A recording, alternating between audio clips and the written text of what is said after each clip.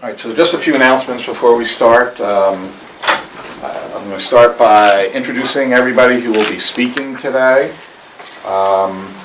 We'd ask you to save all your questions until everybody is finished speaking. We will move the microphones as we speak, so you don't have to worry about that. We'll make sure that we do that for you. Other than that, I think we're all set. So everybody here all set? And I'm just going to give a summary of things. You really want to listen to these people talk, just so you know.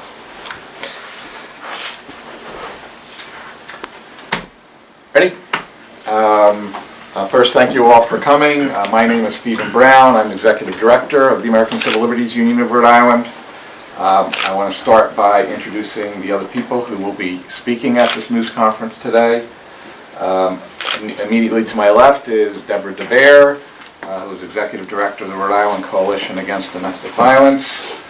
Next to her is Javier Juarez, who is a DACA student and who will be talking about his experience in that capacity.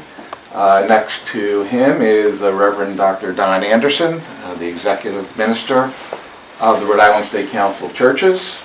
Next to him is Omar Bah, from the Executive Director of the Refugee Dream Center.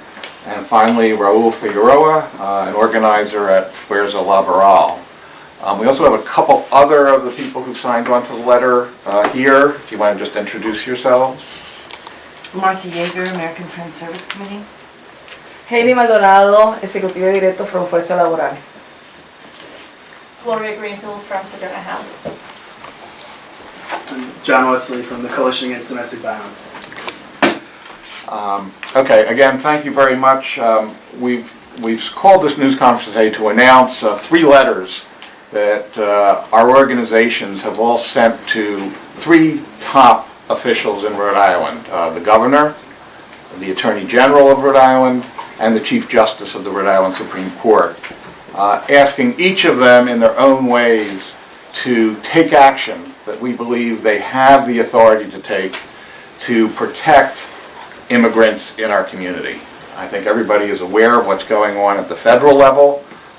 There is a great deal of fear and anxiety among immigrants in our state, as there is across the country.